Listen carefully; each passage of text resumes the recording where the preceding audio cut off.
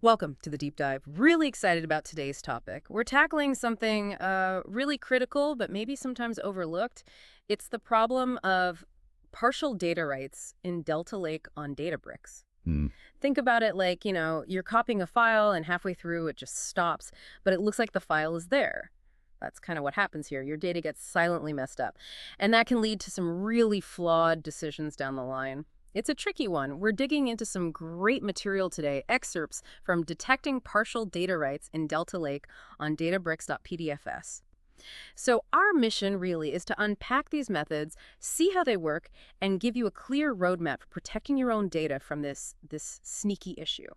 Absolutely. And it's so important because, data integrity isn't just a nice to have, it's foundational. Hmm. If you want reliable data systems you can actually trust, you need to nail this. Having layers of checks, that's not overkill, it's smart strategy. Okay, so let's really unpack this. Before we jump into the fixes, Yeah. what exactly are we talking about with a partial write? Why is it such a big deal? Yeah, good question. So a partial write happens when you intend to write, say, a whole batch of rows into your Delta table, but something goes wrong. Maybe only some rows make it in.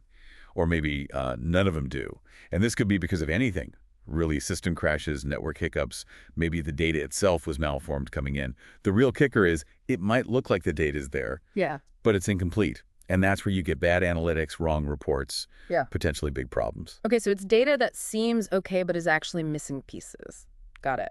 So how do we catch this? What's the first tool in our toolbox? The first one is built right into Delta Lake. It's Describe History. The audit trail. Exactly. Describe History keeps a detailed log, like an immutable record, of every single operation on your table. Write, merge, delete, you name it. Now, for spotting partial writes, you look at the operation column, make sure it says write, and then the critical part is operationmetrics.numoutput rows. Let's say you were trying to write 5 rows. You run your job, check the history, and it says numoutput rows. Ah, Ugh. okay. Red flag right there. Big red flag. That mismatch tells you something suspicious happened. And there's also an optional field, user metadata. You can stick a Jobit in there, which helps a ton when you need to track down which job had the issue. Right, so it's like having this meticulous built-in accountant for your data, always checking the ledger and flagging weird discrepancies. That's a great way to put it. It's your first stop for figuring out what happened after the fact. But does it tell you why it happened? Or just that the numbers are off? Good point. It mainly tells you what happened, the operation, the row counts, the time. It doesn't inherently diagnose the why. For that, you'd usually take that Jobit you hopefully logged and go check your application logs, maybe system logs, see if there was a network error or something else around that time.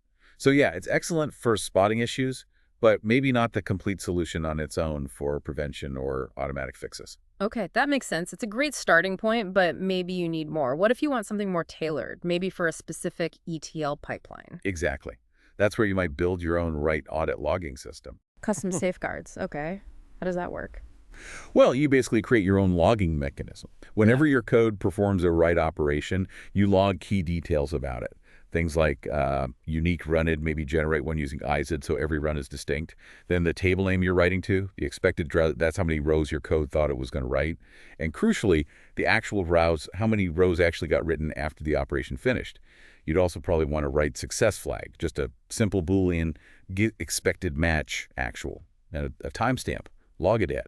You could, for example, just append all this info into a dedicated monitoring table, maybe monitoring.write audit log. And the payoff here is pretty big. Later on, you can just query that audit table, find failed writes, partial writes where the counts are off, and use that runid to trace it right back to the specific job run that caused it. I've definitely seen cases where this kind of log quickly highlighted like an intermittent network problem that was causing tiny data losses that were otherwise really hard to spot. Ah, okay. So here's where it gets really interesting. This isn't just about spotting problems after they happen. You're actually building a kind of self-monitoring system right into your process, like your own data detective. Precisely. You're building that detailed audit trail specific to your application's logic. But when does that extra effort, building and maintaining this custom system really make sense? Is it for everyone? That's the trade-off, yeah. It's most valuable for those really complex, really critical ETL pipelines, maybe where you have custom logic deciding what gets written or multiple teams hitting the same tables, or if your data sources are, let's say, a bit unreliable. The detailed visibility and the ability to trace every write attempt back, that becomes gold. Basically, it pays off when data quality errors are expensive, or when you need that super granular, centralized audit record that goes beyond just the Delta history. Gotcha. Okay, so that covers batch or more controlled writes. What about the world of streaming data? Things are moving fast there. Integrity must be paramount. Absolutely. For streaming, the go-to solution involves streaming with checkpoints. The magic here comes from combining Delta Lake's atomicity, meaning writes are all or nothing, with Spark-structured streaming's checkpointing. So if a microbatch fails mid-write, say the network drops while it's writing to Delta, that write simply does not commit. Nothing partial gets into the table. Oh, okay. It just rolls back. Effectively, yes. When the streaming job restarts, it picks up right from the last successful checkpoint and retries that failed microbatch. This guarantees that you don't end up with incomplete data in your final table.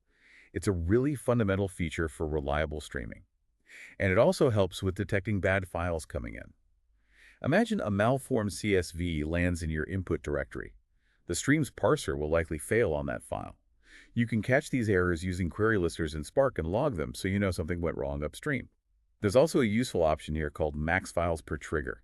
You can set it like option max files per trigger 1. This tells the stream to only process, say, one new file each time it triggers. It helps manage the load, prevents getting overwhelmed by a sudden burst of files, and indirectly helps maintain stability, which reduces the chances of failures that could lead to partial writes if not for the checkpointing. So what this all means for streaming, it's like having an automatic undo button, right? Coupled with a vigilant gatekeeper at the door. Ensures integrity even if things wobble midstream. Exactly. The data that lands is guaranteed to be complete for each committed batch. But quick question on that. If a batch fails and has to retry, does that mean a slight delay before that data shows up, even if it's eventually correct? Yes, that's a fair point. There can be a small delay in availability. The job has to reprocess that failed chunk from the last checkpoint. For most applications, though, that brief latency is a totally acceptable trade-off for getting guaranteed data consistency.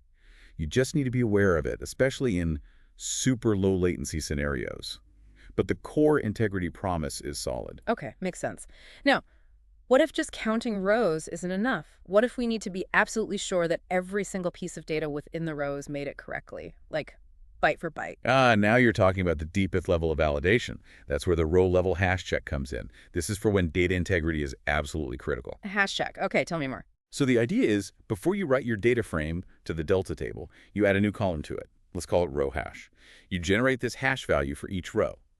A common way is using MD5 on a string that concatenates all the column values for that row, maybe separated by a pipe or something, like MD5 concats, div.columns. So if a row has values 1 alice 30, you concatenate them into 1 alice 30, calculate the MD5 hash of that string, and store it in the row hash column. Each row gets its own unique fingerprint. Okay, like a digital signature for each row. Pretty much. Then comes the validation part.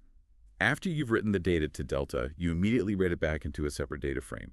Let's call it df written. Now you compare the original data frame, df, with the one you just read back, df written, using an operation like df.acceptall, df written. This acceptall finds any rows that were in your original df, but are not present, or are somehow different, in df written. If the result of that comparison, let's call it discrepancy, if discrepancy.count is greater than 0, you know you have a problem. It's a clear signal of a partial write or some kind of data corruption during the write. Like, if Charlie was in your original data, but acceptall shows Charlie in the discrepancy result, you know that row got lost or changed. Wow. Okay, this is like giving every single row its own unique ID badge and then doing a precise roll call after the data transfer. If any badge is missing or looks altered, you know something's fundamentally wrong. That's incredibly granular. It really is. It provides a very high degree of certainty about the data's integrity. But that sounds computationally intensive. Generating hashes for every row, then reading everything back and comparing. How often is that really practical? You're right, it definitely has a performance cost. Generating hashes, especially for wide tables or huge data sets, takes CPU time. And reading the data back adds I/O overhead. So it's not something you'd necessarily do for every single table in your lakehouse. It's best reserved for your absolute most critical data sets. Like financial data or compliance stuff. Exactly. Yeah. Financial transactions, maybe sensitive PII or medical records, regulatory reporting data, anywhere that even one missing or altered row could have serious consequences. It's a powerful tool, but you use it strategically, where the cost is justified by the need for near-perfect integrity. Okay, that makes perfect sense. It's a heavyweight tool for heavyweight data. Now, sometimes the simplest approach is best. What about just counting the rows? Yep, row count validation. Simple, direct, and often very effective. Works for both batch and streaming too. How's it work? Just count before and after? Pretty much. After your write operation finishes, you get the actual count of rows that ended up in the Delta table. You compare that to the expected count you had before the write started. If actual count isn't equal to expected count, boom, you know something went wrong. You can raise an exception right there, maybe log a clear error message like, partial write detected, expected 1,000, got 990. Nice and clear. Yeah. The key tip here, though, is don't hard code that expected count in your check. Right, because the source data might change. Exactly. Instead, get the count from your source data frame right before you write it, like df.count. Or, if you need to track it across steps, maybe store that expected count in that audit log we talked about earlier, or some other metadata store. Keep it dynamic. Makes sense. So this is the direct approach, quick count, immediate feedback if things don't line up, no deep forensics needed right away. Correct. It catches the most common type of partial write missing rows very efficiently. Okay, so we've talked a lot about detecting issues after they happen or ensuring writes are atomic. But can we be more proactive? Can we stop bad or incomplete data from even getting partially written in the first place? Yes, absolutely. And that brings us to Delta constraints. These work a bit differently. They help indirectly by enforcing data quality at the point of write. Constraints, like database constraints. Pretty much. You define rules directly on the Delta table using SQL commands. For instance, you could add a check constraint like alter table, mutable add constraint, id not null check. Id is not a null. So enforcing that the odd column can never be null. Right. Now, if you try to write data and one of the rows has id set to none or null, that entire write operation will fail. The whole write fails, not just that one row. The whole transaction attempting the write fails. Delta Lake ensures atomicity here too. It won't let the invalid row in, and therefore the write operation itself is blocked. You'll get an error, an analysis exception, telling you exactly which constraint was violated and by which row values. So these constraints act like guardrails. They stop bad data like nulls where they shouldn't be, or maybe values outside an expected range from ever entering the table. By ensuring only valid data gets written, they uphold the quality of whatever does successfully land in the table. It's a powerful, proactive defense mechanism. Okay, this raises an important distinction then. While this method might not catch a situation where, say, half the valid rows didn't make it due to a network drop, Correct. it absolutely stops a partial write that includes invalid data according to your rules. And preventing bad data is just as critical for overall integrity. It's a proactive shield for data quality. Precisely. It ensures the data that is written meets your defined standards. Interesting. Okay, so we have built-in history, custom logs, streaming guarantees, deep hashing, simple counts, proactive constraints. What about a more modern, perhaps integrated approach for managing quality across an entire pipeline? That leads us nicely into Delta Live Tables, or DLT, specifically its expectations feature. This is a more declarative way to manage data quality throughout your pipelines. DLT expectations, how does that work? So within a DLT pipeline, typically defined in Python or SQL, you declare your data transformations using decorators, like at dlt.table, and right alongside your transformation logic, you can add at dlt.expectRules. For example, at dlt.expectValided, ed I not null. You give the rule a name, validate, and define the condition ed as not null. DLT takes over from there. It automatically tracks how many records pass or fail this expectation during the pipeline run. It logs all this information and enforces the rule. Enforces how? Does it stop the pipeline? It gives you options. By default, if a record fails an expectation, DLT will typically drock that record. So only data meeting your quality criteria flows through to the target table. But you can also configure it to keep the bad records, but flag them, or even automatically route them to a separate quarantine table for later analysis. Plus, DLT provides built-in observability dashboards. You get a clear view of data quality metrics, how many records failed, which expectation, error logs, row counts, all automatically tracked and surfaced for you. Okay, if we connect this to the bigger picture, DLT sounds like it builds quality control right into the pipeline's DNA. It's not a separate step. It's part of the definition. Exactly. It's declarative QA.